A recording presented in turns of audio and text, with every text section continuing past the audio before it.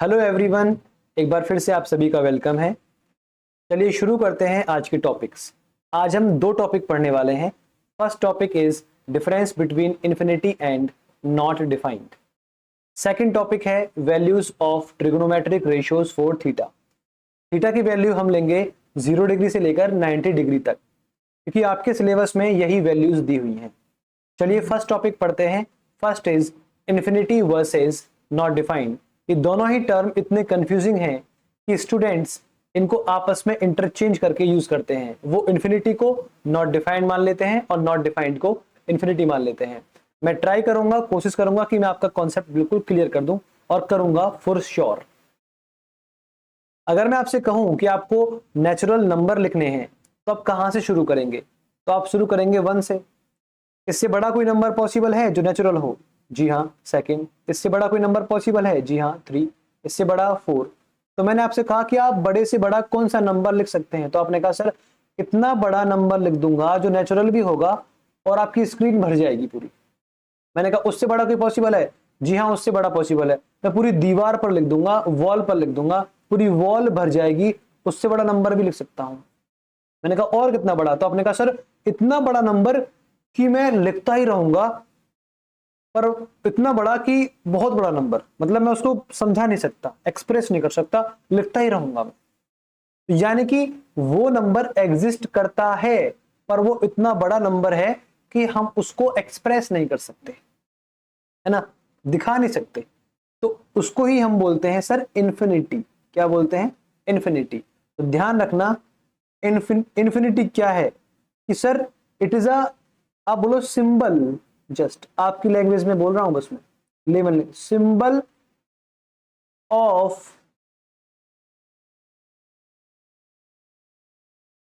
Largest value possible. But उसे हम express नहीं कर सकते, इतनी बड़ी वैल्यू होती है। ध्यान रखना, ये कोई नंबर नहीं है। Infinity is not a number, ये नंबर नहीं है, जस्ट ये एक्सप्रेशन है कि सर इतना बड़ा डेटा होगा, बहुत बड़ा डेटा होगा, उसको हम एक्सप्रेस नहीं कर पाएंगे, तो उसको हम बोलते हैं सर इन्फिनिटी। अनंत, जिसका अंत ना हो, हम उसको लिखते ही रहें, लिखते ही रहें, उसे बोलते हैं सर हम इन्फिनिटी। क्या आपको बात समझ में आई? यस। यानी नेचुरल नंबर होगा, बहुत बड़ा होगा, इतना बड़ा आप लिख सकते हैं कि जो दीवारों पर भी नहीं आएगा, स्क्रीन पर भी नहीं आएगा, आप कॉपियां भर देंगे पूरी।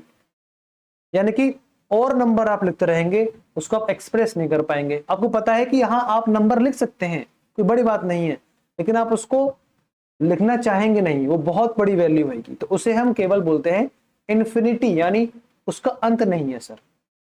इसलिए नेचुरल नंबर्स का अंत नहीं है। हम बोलते हैं कि सर नेचुरल नंबर 1 से लेकर इन्फिनिटी तक होते हैं। क्या आपको बात समझ में आई? यस। अब मैं आपसे एक क्वेश्चन और पूछता हूं कि सर आप एक नेचुरल नंबर बताइए। नेचुरल नंबर है, जी हाँ, लेकिन वो बिटवीन 2 एंड 4 होना चाहिए। तो आपने कहा सर 2 और 4 के बीच में नेचुरल नंबर एग्जिस्ट करता है? जी हाँ, करता है। क्या है वो नंबर? 3 है।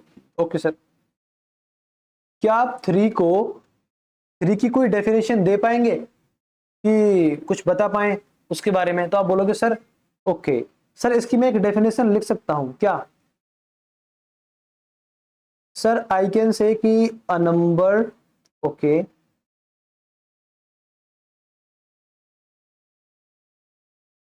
which is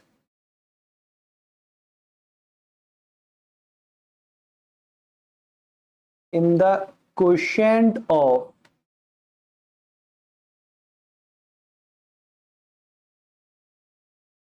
division of, okay, 6/2 is a natural number। आप समझ पा रहे हैं?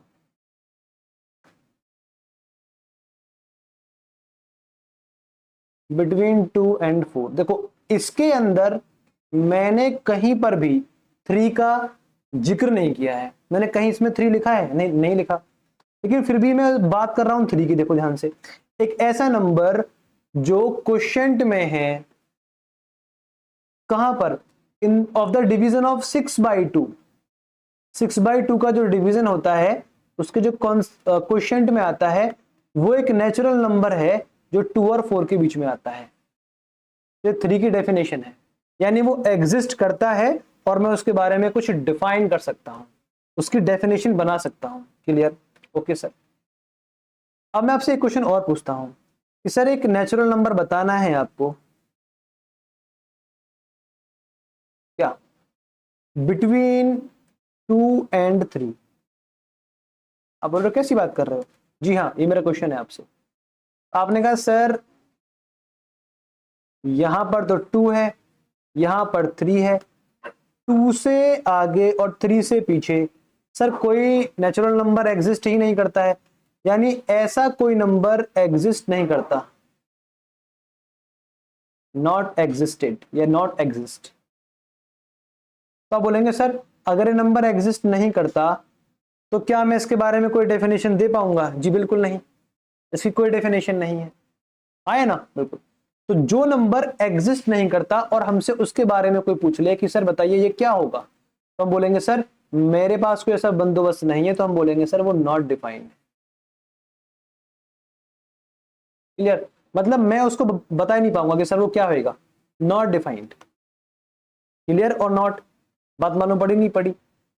यहां पर वो नंबर एग्जिस्ट करता है और मैं उसको डिफाइन कर पा रहा हूं, उसके बारे में कुछ बता पा रहा हूं बिना उसका मेंशन किए, लेकिन सर मैं यहां पर तो कुछ कह नहीं पाऊंगा, वो एग्जिस्ट ही नहीं करता। तो ये एग्जिस्ट नहीं करता और उसके ही बारे में हमसे कोई पूछ रहा है, तो हम बोलेंगे sir such things is not defined, वो चीज डिफाइंड नहीं है। आपको बात समझ में आई? अगर नहीं आई तो मैं अभी आपके सामने 2 एग्जाम्पल लेके आया हूं, आप उसको ट्राई करें, तब आपको एब्सोल्युटली क्लियर हो जाएगा। ठीक है, चलो आगे बढ़ते हैं। आप जरा पढ़िए इसको। ये कह रहा है the distance of the point from the point P, point P से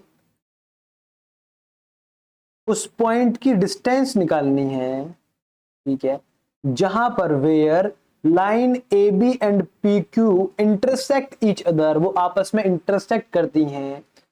ध्यान रहे कि AB और PQ पैरेलल हैं। अगर ये आपस में पैरेलल हैं तो क्या कहीं आगे जाके मिलेंगी? बिल्कुल नहीं मिलेंगी सर, ये कभी नहीं मिलेंगी। तो अब आप बोलोगे सर अगर ये कभी मिलेंगे ही नहीं तो क्या कभी ऐसा कोई पॉइंट आएगा जहां पर AB और PQ आपस में इंटरसेक्ट होंगी? नहीं होंगी। तो यानी कि ऐसा कोई पॉइंट एग्जिस्ट नहीं करता है, नहीं करता है। तो क्या आप ऐसे किसी पॉइंट के बारे में कुछ कह पाओगे? नहीं सर, मैं नहीं बोल पाऊंगा।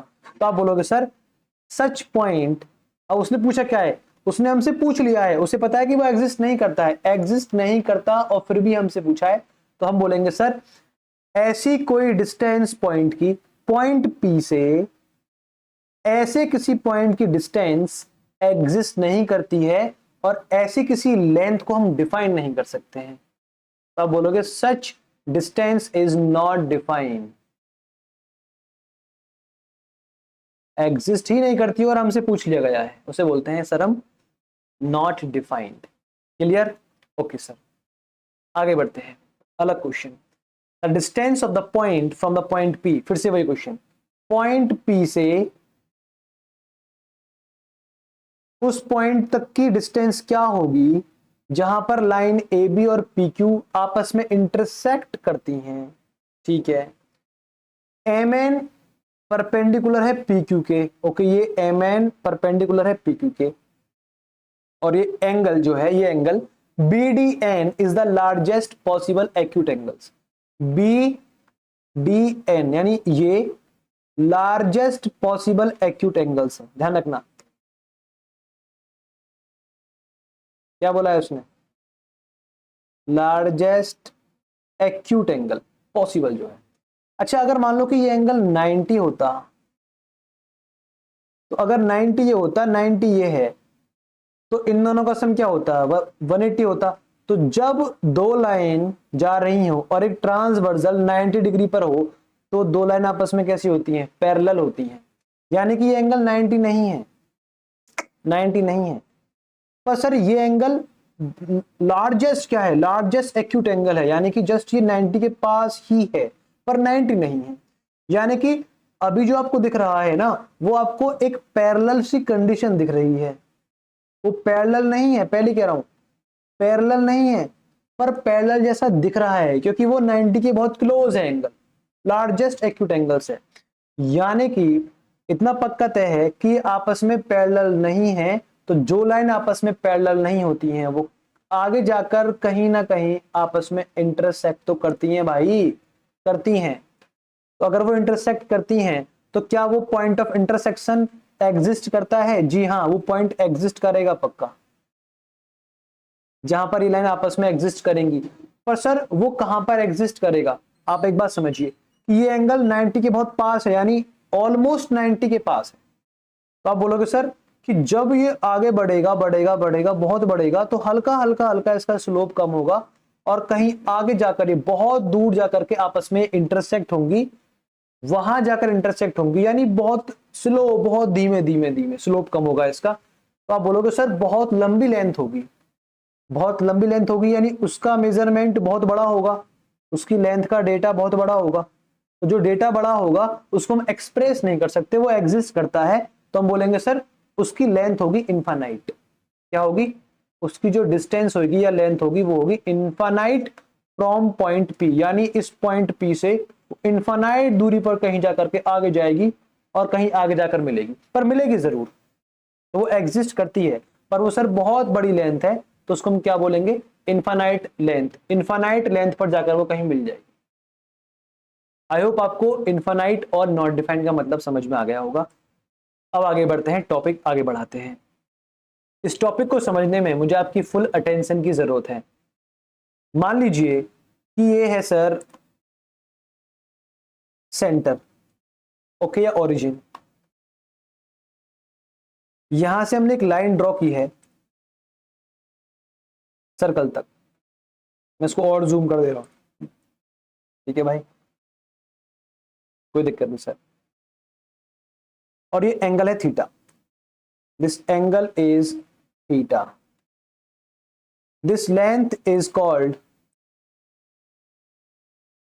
Sine theta. अब मैं आपको यहां एक बात समझा रहा हूं कि ये ट्रायंगल राइट एंगल ट्रायंगल है और इसको हम बोलते हैं साइन थीटा। ये हम पढ़ चुके हैं बहुत बार।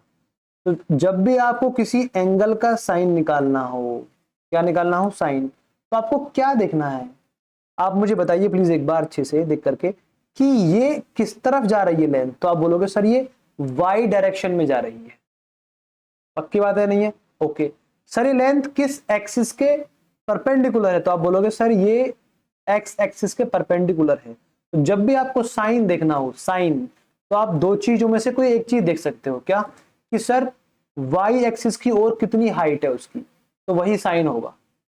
या आप ये देख सकते हो कि सर कि एक्स एक्सिस के साथ में जो परपेंडिकुलर लाइन है उसकी लेंथ क्या है। तो दो तरीके से आप इसको बोल सकते हो। तो मैं बोल रहा हूं सर कि साइन क्या है, आप बोलोगे sine is the perpendicular distance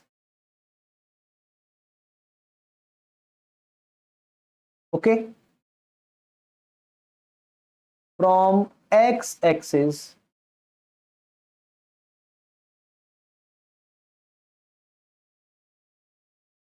x axis, ठीक है, and parallel to y axis. ये दो लाइन आपस में क्या है? पैरेलल है, पैरेलल टू वाई एक्सिस। इतना आपको समझ में आया? जब भी आपको साइन देखना हो तो आप क्या देखोगे? या तो आप देखोगे ऐसे या आप देखोगे ऐसे, वाई की डायरेक्शन में देखोगे, बस। क्लियर? वाई में देखोगे। इतना आपको समझ में आ गया? चलिए सर हट जाओ भाई। चलो, जब भी आपको कॉस देखना हो, क्या देखना हो? कॉस, ठीक है। तो अब क्या बोलोगे कि सर जब भी मेरे को कॉस देखना होगा तो आप इस तरफ देखोगे, हाँ है ना? सर ये क्या है? ये है एक्स की तरफ, एक्स की डायरेक्शन में डिस्टेंस, या फिर आप बोलोगे parallel to, sorry, perpendicular to y axis. तो आप बोलोगे sir it is perpendicular distance from y axis and parallel to y axis, x axis, sorry. Clear? Okay sir, nice sir, समझ में आ गया। तो आपको यही देखना है कि ये लेंथ इस तरफ कितना बढ़ रही है, कम हो रही है। ठीक है, कभी कभी क्या होगा, अगर मान लो बाई चांस कि सर ये लेंथ इतनी हो गई, आप बोलोगे सर यानी कि कॉस बढ़ रहा है, ये इतनी हो गई तो कॉस और बढ़ रहा है, और एक कम होगी तो कॉस कम हो रहा है, ये कॉस कम हो रहा है और कम हो रहा है, और अब कॉस 0 हो जाएगा, ऐसे कर करके, ऐसे। ठीक है ना? चलो, वैसे आप क्या आप बोलोगे, देखो कि सर साइन बढ़ रहा है, ये साइन है, साइन कम हो रहा है, साइन कम हो रहा है, साइन कम हो रहा है, यानी कि वो लेंथ कम हो रही है, साइन कम हो रहा है। साइन बढ़ रहा है, साइन बढ़ रहा है, तो यानी साइन क्या है, लेंथ बढ़ रही है। उसको आप ध्यान रखेंगे अच्छे से। ठीक है, चलो आगे बढ़ते हैं सर। अच्छा, जब भी आप ड्रॉ करेंगे टेंजेंट उस पॉइंट से लेकर, तो सर टेंजेंट मैं बोल चुका हूं पहले ही, एक्सिस से लेकर, एक्स एक्सिस से लेकर उस पॉइंट तक की डिस्टेंस को हम बोलते हैं क्या, टेंजेंट। क्या बोलते हैं? टेंजेंट। तो सर आप एक बात का और ध्यान रखेंगे कि टेंजेंट सिर्फ एक्स एक्सिस से ही नहीं, हम वाई एक्सिस से भी ड्रॉ कर सकते हैं। ठीक है, इसका आप ध्यान रखिएगा। तो किसी भी एक्सिस से हम टेंजेंट ड्रॉ कर सकते हैं। चलो भाई आगे बढ़ते हैं, जस्ट वेट। अब जो ये पॉइंट है, मैं इस पॉइंट की लोकेशन चेंज करूंगा। अब ध्यान रखिएगा, मैं इस वाले पॉइंट की लोकेशन चेंज करूंगा सर्कल पर। सपोज करो कि सर ये पॉइंट यहां पर आ गया, मैं व्हाइट कलर ले रहा हूं। ठीक है, ये पॉइंट यहां पर आ गया। ठीक है सर, आप फिर बोलोगे कि यानी कि यहां तक क्या होगा, रेडियस।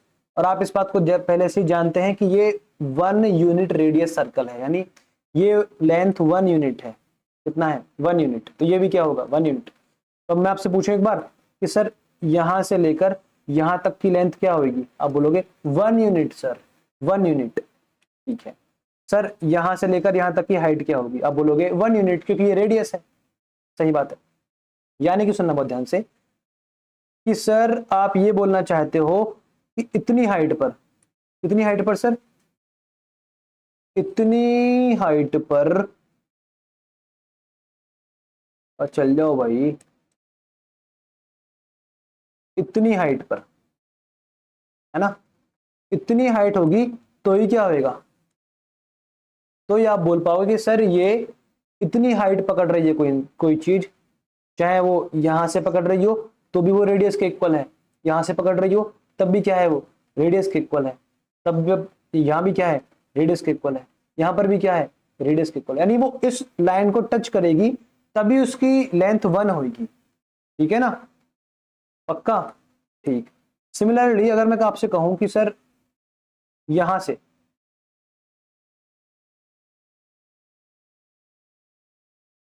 यहां आप देखिए एक बार ध्यान से, अगर वो 1 होएगा कोई चीज, तो सर उसको इस तरफ, ये भी क्या है, 1 यूनिट, इतना डिस्टेंस होगा तो ही क्या बोलेंगे उसको कि सर उसकी रेडियस के बराबर लेंथ है, 1 यूनिट। क्लियर? ठीक। तो अब मैं कार्यक्रम स्टार्ट करता हूं सर, समझ जाइएगा बहुत ध्यान से। तो आपने कहा सर ठीक है, तो इस केस में क्या होगा, इस केस में मेरे भाई साइन की जो लेंथ है वो कम हो जाएगी। ध्यान से देखिए आप, होगी नहीं होगी?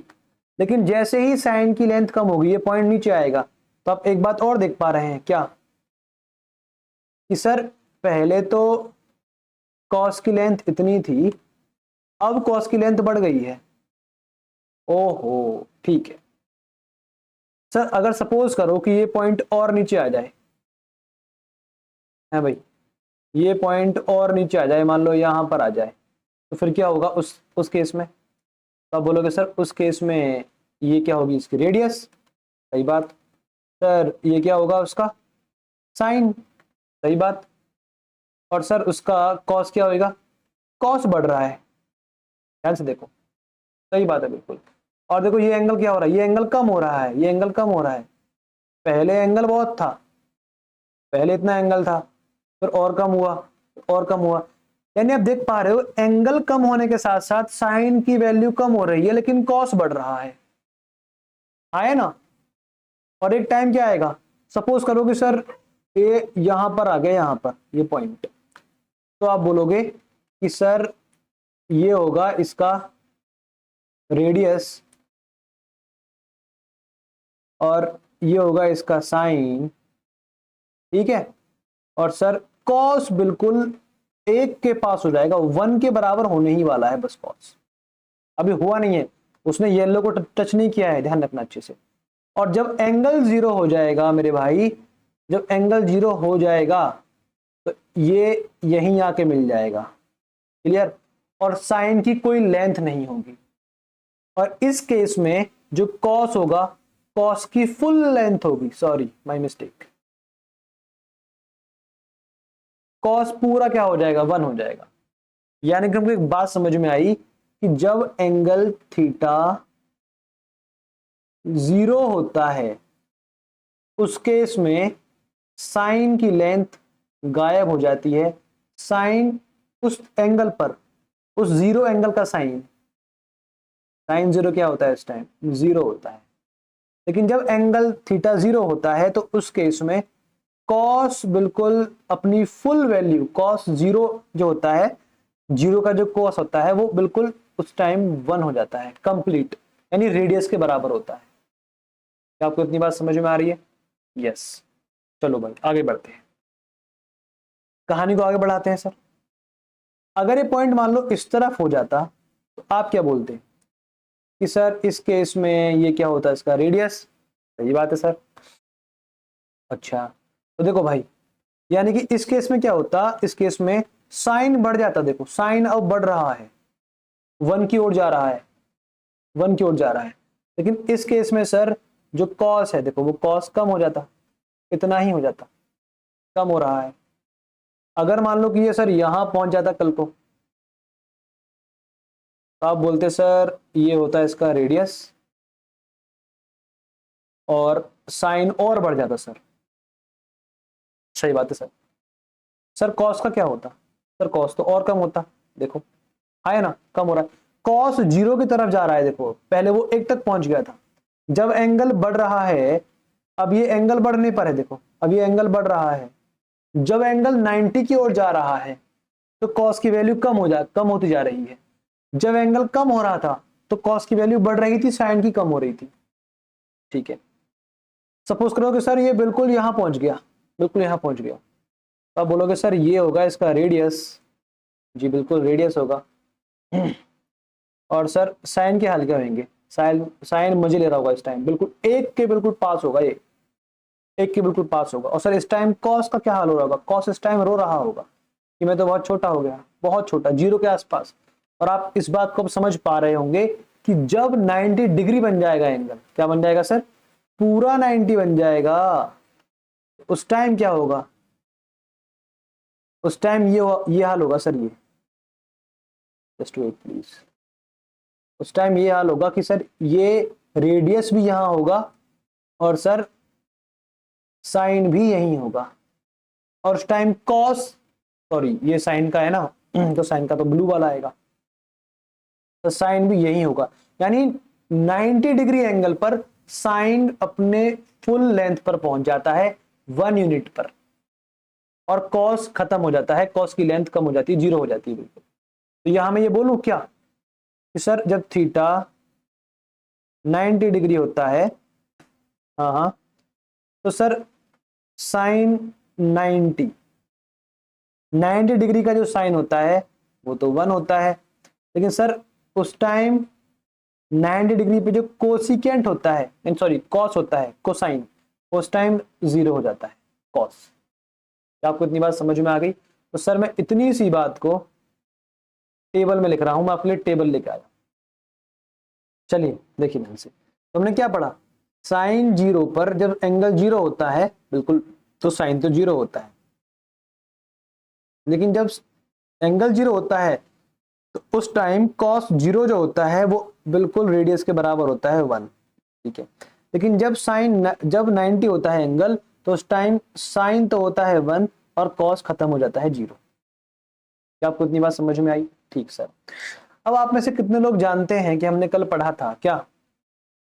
एक तो हमने ये चीजें पढ़ी हुई थी, और क्या पढ़ा था सर हमने? हमने सर कल पढ़ा था कि टेन थीटा जो होता है वो sine theta upon cos theta के बराबर होता है। सिमिलरली जो कॉट थीटा होता है, हाँ, वो cos theta upon sine theta के बराबर होता है। जी हाँ सर, हमने ये पढ़ा था कि सर क्या, कि साइन थीटा और आपस में कोसेक थीटा इनवर्स होते हैं। सेम ऐसे ही सेक थीटा इनवर्स होता है कॉस थीटा का। क्लियर? यानी जो वैल्यू साइन थीटा की होगी उसकी उल्टी होगी कोसेक थीटा की, जो सेक की होगी वो होगी कॉस थीटा की। या मैं बोलूं यहां से भी कि टेन थीटा भी उल्टा होता है कॉट थीटा के। ये हमने सब कल पढ़ लिया था लास्ट लेक्चर में। ठीक है भाई, तो मुझे यहां से ये चीज मालूम पड़ गई। तो अगर आप बोलोगे सर कि अगर टेन थीटा की वैल्यू निकालूंगा सर वो आएगा sine theta upon cos theta. बिल्कुल सही बात है।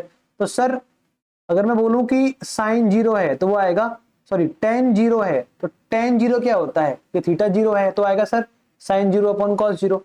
तो जो साइन जीरो की वैल्यू है सर वो होगी जीरो। कॉस जीरो की वैल्यू क्या है सर वन, तो जीरो अपॉन वन क्या आता है जीरो। यानी इस ब्लॉक में आंसर क्या आएगा जीरो। ठीक है सर, यहां पर आएगा answer zero. Very good sir, okay sir, very good. देखो अब मैं आपको इसको समझाऊंगा भी, चलो मैं इसको लिख ही नहीं रहा, छोड़ो। ठीक है, आगे बढ़ते हैं।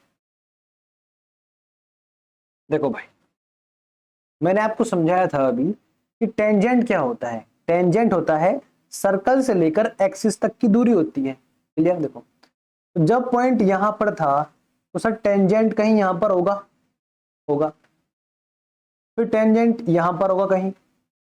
ध्यान रखना टेंजेंट सर्कल के अंदर होकर नहीं जाता है, वो केवल एक ही पॉइंट पर उसको टच करता है।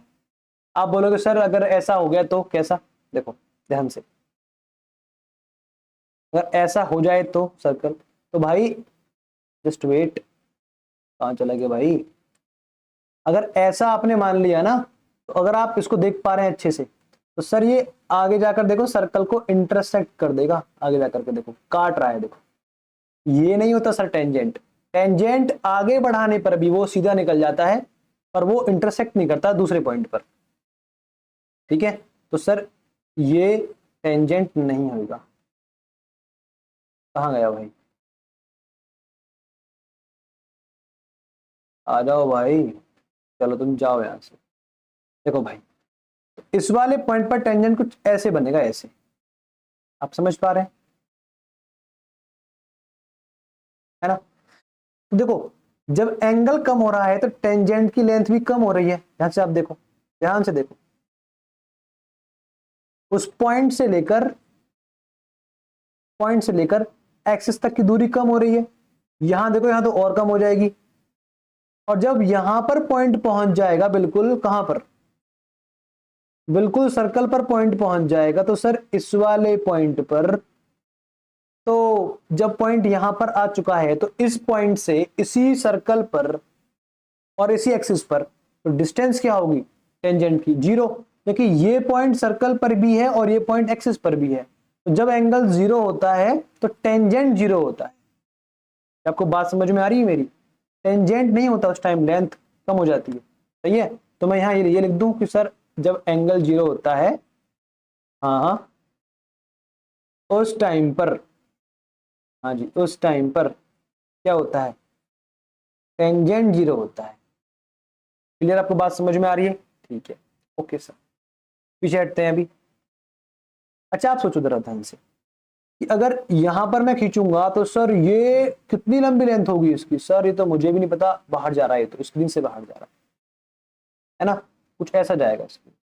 मतलब जब ये एंगल बढ़ रहा है 90 की ओर तो टेंजेंट की लेंथ बढ़ती जा रही है।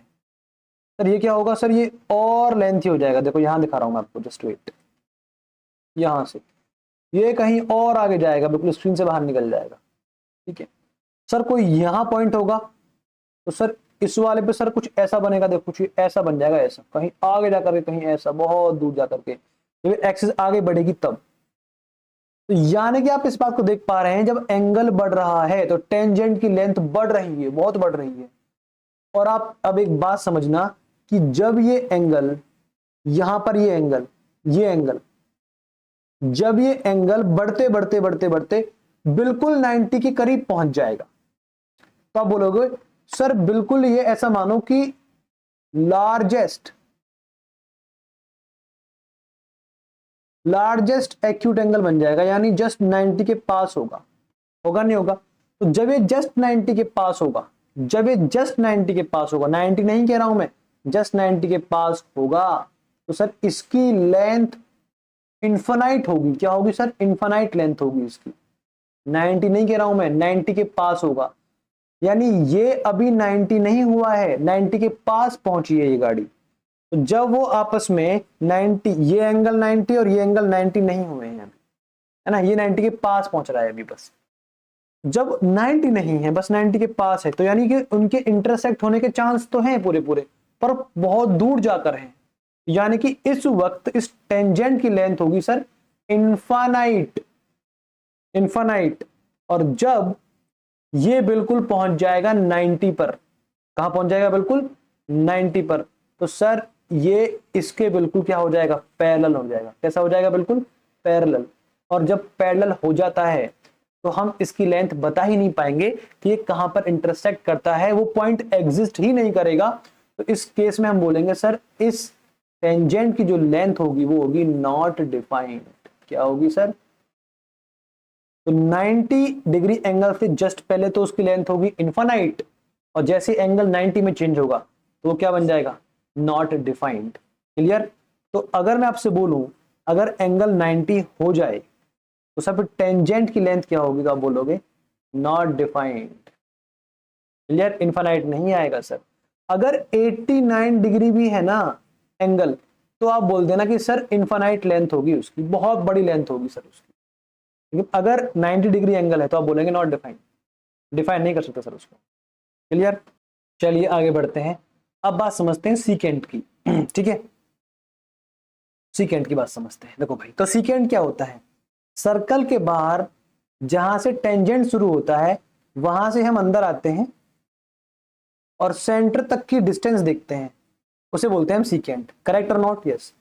अब आप मुझे बताओ कि जब एंगल कुछ था तो यहां से लेकर यहां तक कुछ तो था सीकेंट। यस। जब एंगल बढ़ा तो सीकेंट, तो टेंजेंट बढ़ रहा है, तो यानी कि यहां से लेकर यहां तक सीकेंट की लेंथ भी बढ़ रही है। इतना आपको समझ में आई बात?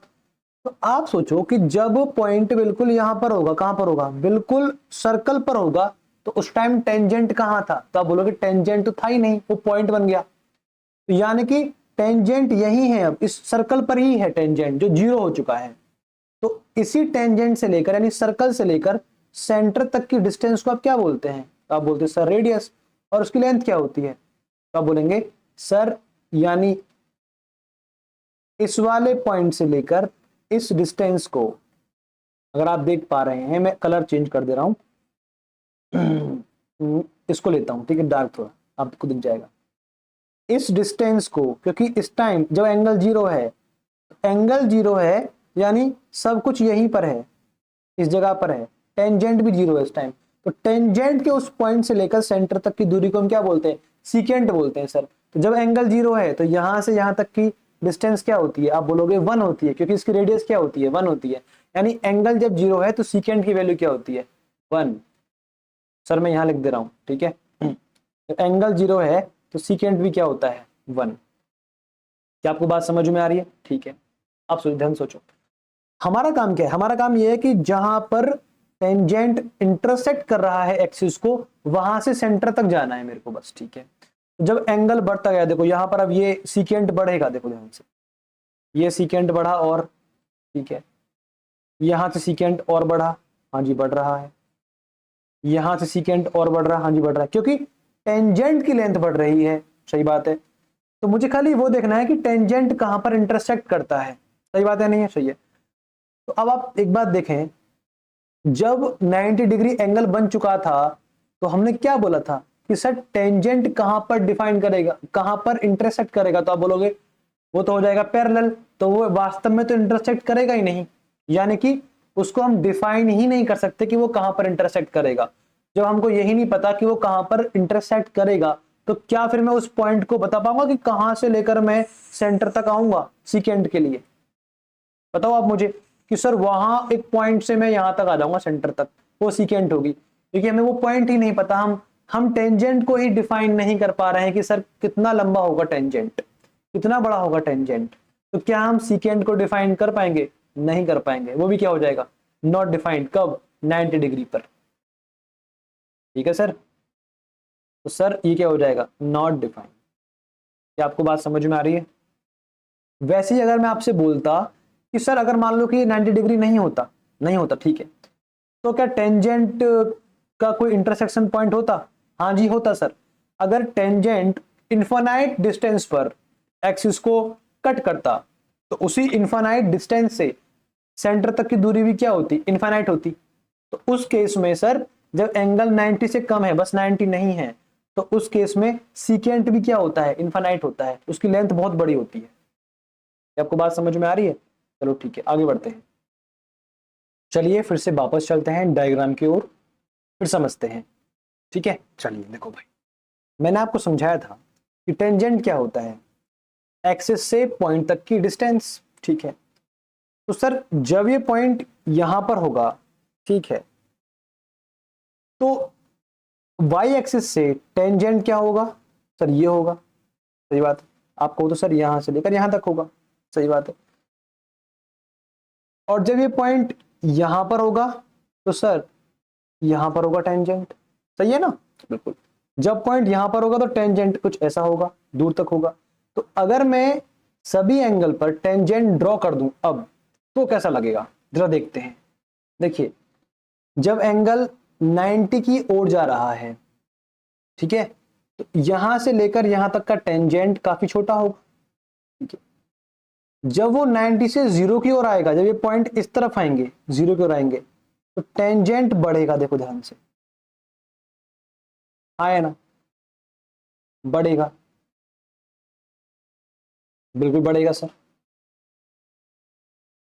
इस पॉइंट पर कुछ ऐसे बनेगा, कहां जा रहे हो भैया, कुछ ऐसे बनेगा।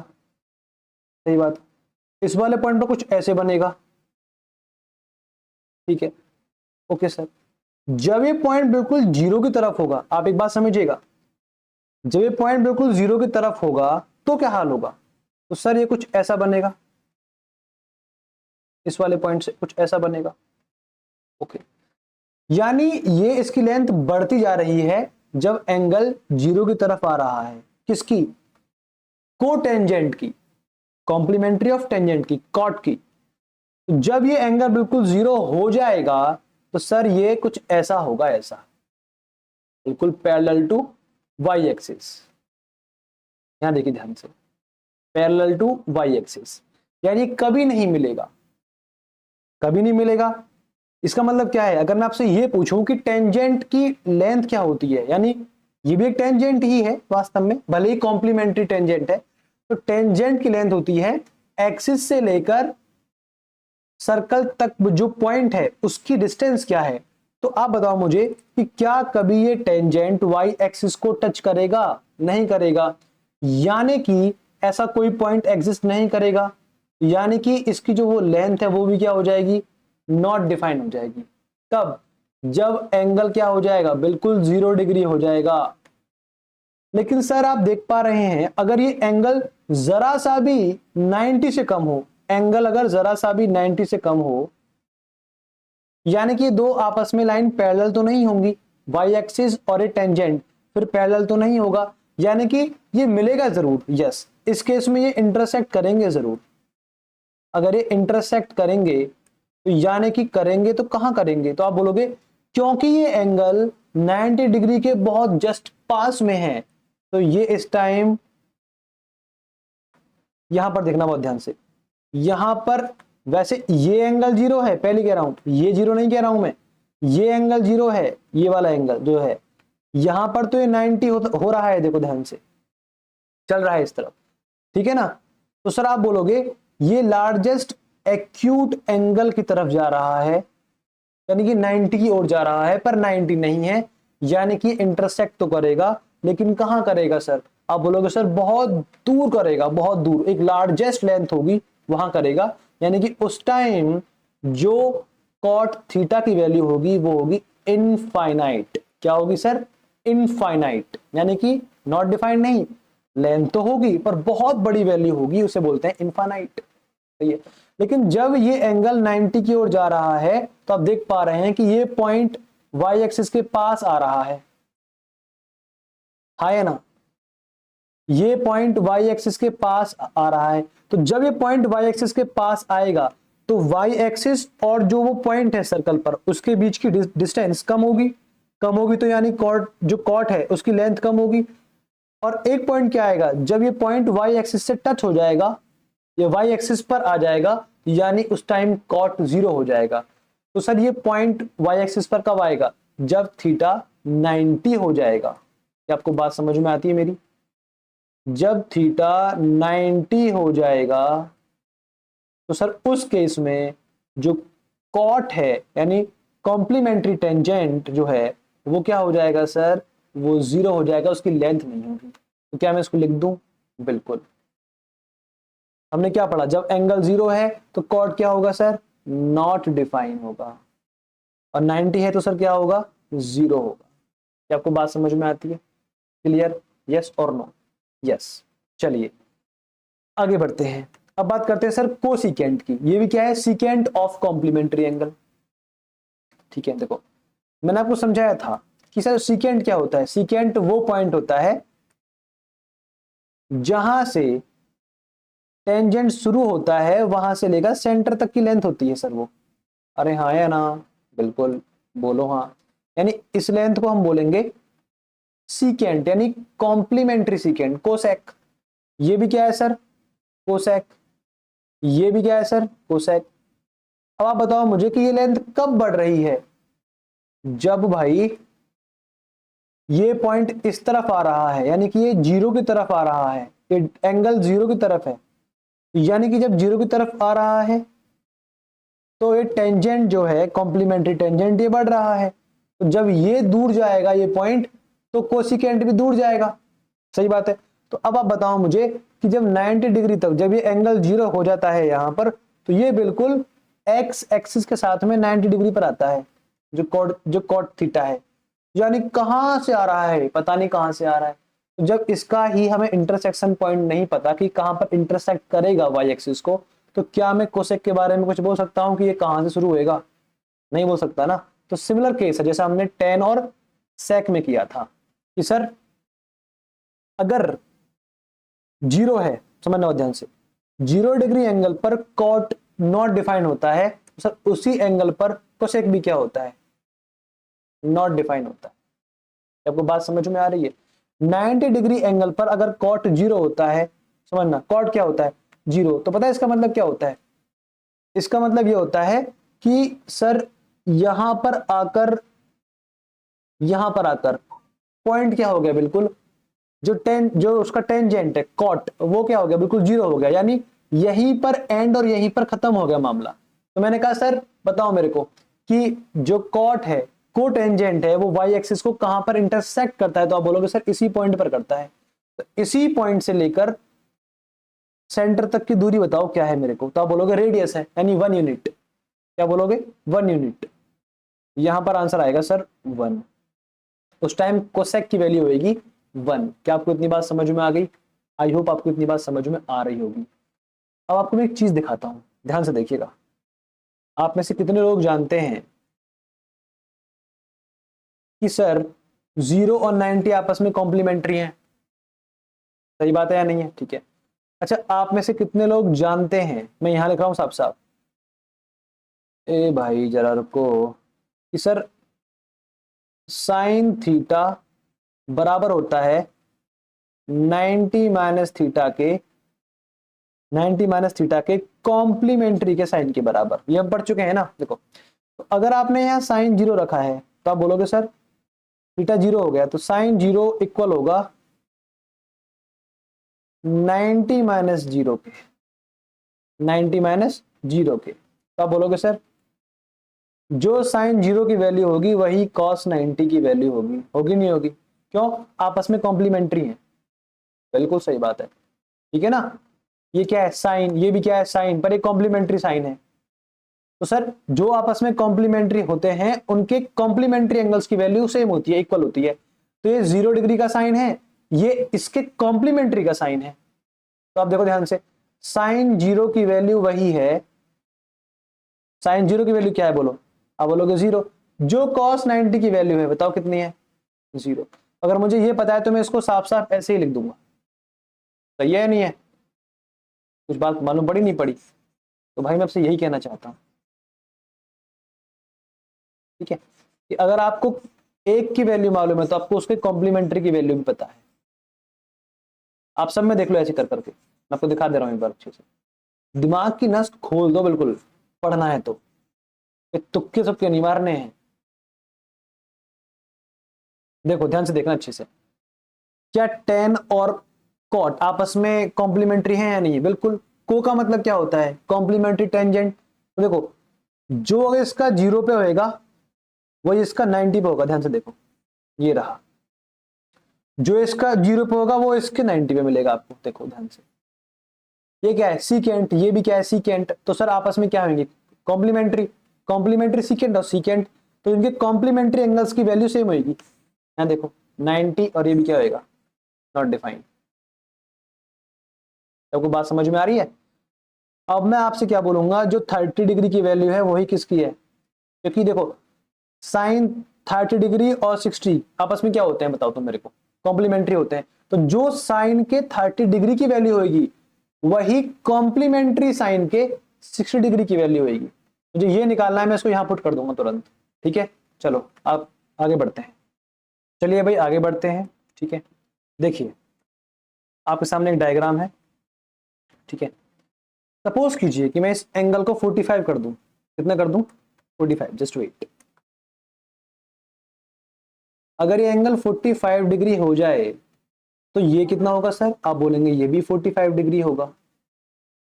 जब ये 45 डिग्री दोनों होंगे तो सामने की साइड क्या होंगी? आपस में इक्वल होंगी। ये इक्वल होगा इसके, यानी इस केस में साइन थीटा इक्वल होगा किसके? कॉस थीटा के। हाँ है ना? बिल्कुल यस। अगर आपको इतना पता है तो मैंने आपको एक फॉर्मूला पढ़ाया है। देखिए ये वाला फॉर्मूला, क्या आपको इतनी बात समझ में आती है? यस। अगर मैं इस फॉर्मूले में ये बोल दूं कि अगर थीटा 45 डिग्री है तो उस कंडीशन में मैं एक बार चेक करता हूं कि सर जहां जहां पर कॉस थीटा है वहां वहां पर भी मैं साइन थीटा रख दूं, कोई दिक्कत थोड़ी है? कोई दिक्कत नहीं है सर। तो आप बोलोगे सर ये हो जाएगा। देखो मैं ये कह रहा हूं आपसे, समझना बहुत ध्यान से, कि अगर एंगल 45 डिग्री हो जाए तो जो एक कॉस थीटा है इसको भी मैं साइन थीटा बोल सकता हूं, दोनों ही इक्वल है ना।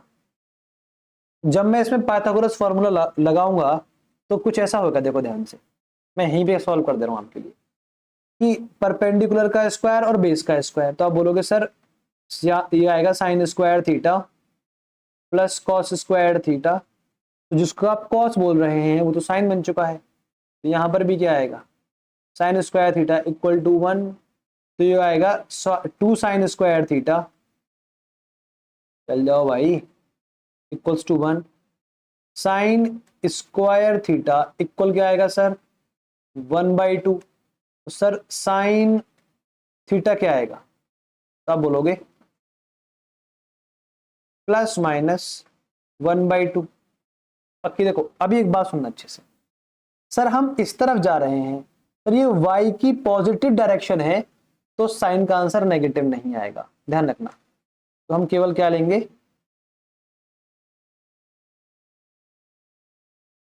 1/2 पॉजिटिव, और 1 जब बाहर आएगा तो सर क्या बन जाएगा? 1/√2। सिंपल। यानी कि इस केस में साइन थीटा की वैल्यू क्या होगी? 1/√2। जितनी इसकी वैल्यू है 1/√2 उतनी इसकी वैल्यू होगी। क्यों? दोनों आपस में इक्वल है ना। चलो, यानी मैं ये बोल दूं कि जब एंगल 45 होता है तो इसकी वैल्यू क्या होती है, इसकी वैल्यू सर, वैल्यू इसकी साइन की कितनी होती है सर, 1/√2। सेम वैल्यू सर इसकी होती है। क्लियर। आप एक बात जानते हैं कि tan क्या होता है, tan थीटा होता है साइन अपॉन कॉस। तो यानी कि जब मैं 1/√2 को, हाँ, साइन को कॉस के अपॉन में रखूंगा तो ये वैल्यू 1 आंसर देगी मेरे को। बिल्कुल सर, ठीक है। तो यहां पर क्या आंसर आएगा सर, 1। और सर कॉट क्या होता है, कॉट उल्टा होता है, कॉस को साइन से डिवाइड करो या कॉस अपॉन साइन का रेशियो है तो भी क्या आंसर आएगा सर, 1 आंसर आएगा। Very good, nice sir. आगे बढ़े सर। जी सर। सर सीकेंट क्या होता है, हमने पढ़ा है कि सर सीकेंट होता है कॉस का इनवर्स। सर मेरे को ध्यान नहीं आ रहा तो सर पीछे देख लो, लो सब लिखा है आपके लिए, ये रहा। कॉस सेक का उल्टा है, सेक कॉस का उल्टा है। Okay sir, no worries sir, आप कहते तो मान लेते हैं सर। आप बताओ मुझे कि सो सर जो भी वैल्यू उस एंगल पर कॉस की है उसका उल्टा सीकेंट की होती है। तो 1/√2 का उल्टा क्या होता है, आप बोलोगे सर ये होता है √2/1। तो 1 लिखो मत लिखो, कौन सी बड़ी बात है, ये हो जाएगा √2। सही बात है नहीं सर। सीकेंट कोसेक क्या होता है, तो आपने कहा सर कोसेक हो रहा क्या, साइन का उल्टा होता है। वाह वाह सर, बहुत बढ़िया सर। तो सर साइन क्या है यहाँ पर 1/√2, तो सर इसका उल्टा भी क्या होगा, तो सेम ही होगा ना, √2। क्लियर, आपको बात समझ में आ रही है। ओके आगे बढ़ते हैं। देखो भाई, अब सपोज करो कि एंगल 45 ना रहे, ये एंगल कम हो जाए तो क्या होगा। मान लो एंगल कम हो जाए सर, ये 30 डिग्री हो जाए, है ना। तो सर साइन की लेंथ तो कम हो जाएगी, हाँ वो तो पता है हमको हो जाएगी कम। तो कॉस की वैल्यू बढ़ जाएगी, हाँ जी पता है मेरे को। तो सर ये जो एंगल है, ये एंगल अब 30 डिग्री है, सही है। सर ये एंगल क्या होगा, ये एंगल होगा 60 डिग्री। ये क्या है, तो 90 डिग्री रहेगा ही रहेगा। सर ये है आपका साइन, मैं यहाँ लिख रहा हूं, ये है आपका साइन, साइन ऑफ 30 डिग्री। ये है इसका कॉस, इसका तो ये साइन होगा सामने वाले का, इसका कॉस होगा, ठीक है। कॉस 30 डिग्री, मुझे इनका आंसर निकालना है, ठीक है। चलो समझते हैं एक बार। देखो भाई, अच्छा आप बताओ मेरे को इसकी लेंथ क्या है, ये तो रेडियस है तो 1 लेंथ है, ठीक है सर। मैंने एक काम किया, मैंने ऐसा ही ट्राइंगल बिल्कुल कॉपी किया और मैंने इसको फ्लिप कर दिया ऐसे उल्टा इस तरफ। तो मैंने 2 ट्राइंगल ड्रॉ कर लिए सेम सेम, आपको समझ में आ रही होगी। अगर ये 1 है तो सर ये भी क्या है 1, क्योंकि ये रेडियस है, ठीक है सर। ओके सर, मैं सब कुछ मिटा दिया, ठीक है। ये एंगल अगर 30 है, ये 60 और ये 90 है, ये भी 90 है, दोनों एंगल दोनों ट्राइंगल सेम है। सर ये भी क्या होएगा 30, मैंने कॉपी किया है और मैंने उसको फ्लिप कर दिया है। और सर ये भी क्या होगा 60। अब मैं आपको एक ट्राइंगल दिखाता हूं, जरा देखिएगा बहुत ध्यान से। ये ट्राइंगल देखो बहुत ध्यान से, ये ट्राइंगल, आपको ये ट्राइंगल दिख रही है, इसका ये वाला एंगल क्या है सर 60, ये एंगल क्या है सर 60, और ये पूरा एंगल क्या है 60। तो आप ये बोलोगे सर ये बन गया एक इक्विलेटरल ट्राइंगल, सही बात है। उसकी प्रॉपर्टी क्या होती है, सब लेंथ बराबर होती है, यानी कि अगर ये 1 यूनिट है तो ये भी क्या होगा 1 यूनिट, तो ये पूरा क्या होगा 1 यूनिट। सही बात है सर, बहुत बढ़िया बात है सर, इससे अच्छी बात ही पॉसिबल नहीं है सर। सर मैंने कहा अगर ये भी 1 यूनिट है और ये भी 1 यूनिट है तो सर ये पूरा भी क्या है 1 यूनिट है सर। तो सर ये तो आपस में इक्वल लेंथ है ना, जी हाँ। तो 1 को आधा तो बांट दो आप, हाफ हाफ बांट दो, सर ये भी हाफ हो जाएगा और ये भी हाफ हो जाएगा। अब आप बताओ मुझे कि सर इसके सामने की साइड की लेंथ क्या है। अब बोलोगे सर अगर ये 1 है तो ये हाफ है, तो देखो इसे हम बोलते हैं साइन 30। क्या बोलते हैं सर, तो साइन 30 की वैल्यू क्या होती है 1/2। तो देखो जरा ध्यान से उसको डायग्राम पर, सर साइन 30 की वैल्यू होती है 1/2, मैं आपको समझा चुका हूं पहले ही कि 30 और 60 क्या है आपस में, कॉम्प्लीमेंट्री है। तो जो 30 के साइन की वैल्यू है वही इसके कॉम्प्लीमेंट्री के साइन की वैल्यू होगी। तो सर आप बताओ इसका कॉम्प्लीमेंट्री क्या है 60, सर इसका साइन क्या है ये रहा, तो यानी कि यहां पर वैल्यू क्या आएगी 1/2। Very easy. आपको बात समझ में आ रही है? आ रही है सर, ठीक है। अब आगे बढ़ते हैं। सर इस ट्रायंगल में हमको एक चीज और देखनी है। क्या सर? बताता हूं क्या। सर ये जो ट्रायंगल है ना, सॉरी ये जो ट्रायंगल है ये क्या इसमें हम पाइथागोरस यूज कर सकते हैं? हाँ बिल्कुल। क्यों? हमको ये साइड पता है, ये पता है, तो क्या हम ये निकाल सकते हैं? जी बिल्कुल निकाल सकते हैं। तो पता है इसको आप क्या बोलते हो? इसको आप बोलते हो वास्तव में cos 30। क्या बोलते हो? cos 30। तो हमको यही तो निकालना है, ठीक है। चलो पाइथागोरस यूज करते हैं इसके लिए। हम तब बोलोगे सर ये क्या है सर इसकी? ये है सर इसकी हाइपोटेन्यूज। क्या है? हाइपोटेन्यूज। चलो चलो सर आगे बढ़ते हैं। तो आपने बोला सर यहां से हमको मालूम पड़ेगा कि 1 का स्क्वायर इक्वल होता है 1/2 के स्क्वायर के, हाँ हाँ, प्लस जो हमको निकालना है बेस का स्क्वायर। ठीक है सर। तो 1 इक्वल्स टू 1/4 प्लस बेस का स्क्वायर। ठीक है सर। तो 1 माइनस 1/4 इक्वल टू बेस का स्क्वायर। सही है सर। सर यहाँ पर सीधा मल्टीप्लाई करेंगे, कुछ है नहीं यहाँ पर, तो सर ये आएगा 4 minus 1 3/4 equal to base square. Sir यहाँ पर क्या आएगा फिलहाल? सर ये आएगा 3/4 प्लस माइनस। Okay sir. और सर माइनस वैल्यू हम लेंगे नहीं, क्यों? क्योंकि सर इसकी वैल्यू एक्स एक्सिस पर प्लस डायरेक्शन में है। सही बात है सर, बहुत बढ़िया सर। सर आंसर आएगा b इक्वल टू √3, जो 4 है उसका 2 बाहर आ जाएगा, यानी कि cos 30 की वैल्यू होगी √3/2। जल्दी से वहां छाप दो। कहां? जहां छापना है। तो सर cos 30 की वैल्यू क्या होती है? √3/2। अच्छा 30 का कॉम्प्लीमेंट्री क्या है? आप बोलोगे 60, साइन 60। तो आप बोलोगे सर यहाँ क्या आएगा? आपको बात समझ में आ रही है? सर tan क्या होता है? tan sir sine upon cos होता है। तो अगर मैं इन दोनों को डिवाइड दूंगा, यही मान लो डिवाइड दे दिया मैंने, तो सर इससे ये कैंसिल हो जाएगा, तो क्या बचेगा 1/√3। सर यहाँ आंसर आएगा 1/√3।